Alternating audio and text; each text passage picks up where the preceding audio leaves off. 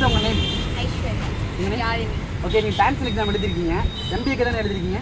Okay, ஈஸியாக இருந்துச்சா கஷ்டமாக இருந்துச்சா? கஷ்டமாக தான் இருந்துச்சு. கஷ்டமாக இருந்துச்சுங்களா? எந்த பாட்டு ரொம்ப கஷ்டமாக இருந்துச்சு? காம்ப்ரிஹென்ஷன் ரொம்ப கஷ்டமாக இருந்துச்சுங்களா? ஓகே, நீங்கள் என்னென்ன பாட்டு அட்டன் பண்ணீங்க? நான் மேக்ஸ் அட்டன் பண்ணேன். அப்புறம் அந்த கிராமர்லாம் கொஞ்சம் அட்டன் பண்ணேன்.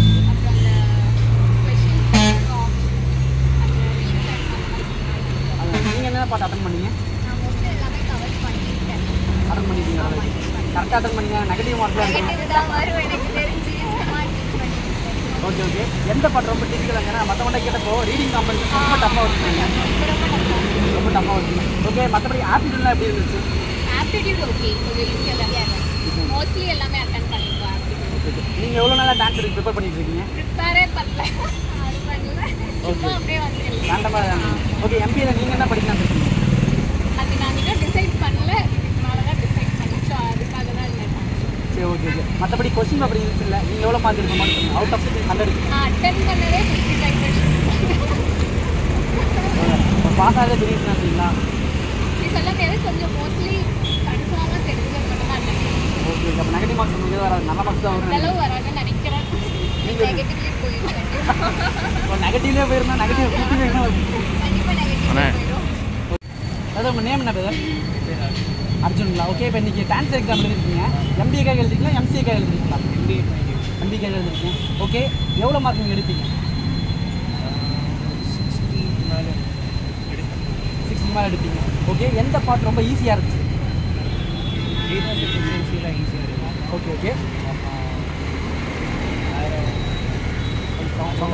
டேட்டா எஃபிஷியன்சி ஈஸியாக இருக்கும்.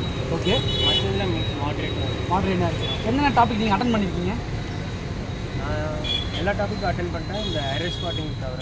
எரர் ஸ்பாட்டிங் மட்டும் நீங்கள் விட்டுருக்கீங்க. ஓகே, ரீடிங் காம்படிஷன் எல்லாத்தையும் கேட்டவங்க ரொம்ப டஃப்பாக இருக்குன்னு சொல்லியிருந்தாங்க, நீங்கள் அதை அட்டன் பண்ணீங்களா? ரீடிங் காம்ப்ரிஹென்ஷனில் ஒரு 2 அட்டன் பண்ணி 2 மட்டும் விட்டுருக்கீங்க. ஓகே, மற்றபடி குவான்டிட்டி ஆப்டிடியூட்ஸில் எப்படி இருந்துச்சு? அதில் குவான்டிட்டிவ் ஆப்டிக்ஸ்லாம் பெருசாக கேட்கல. வெறும் டேட்டா இன்சஃபிஷியன்சியில் கேட்டனால சீக்கிரம். ஓகே ஓகே, கொஞ்சம் ஈஸியாக தான் இருந்துச்சு. ஈஸியாக. மற்றபடி இந்த ரீடிங் காம்பரன்ஷன்ஸு இது வெர்பல் எபிலிட்டி அந்த மாதிரிலாம் அதெல்லாம் பரவாயில்ல.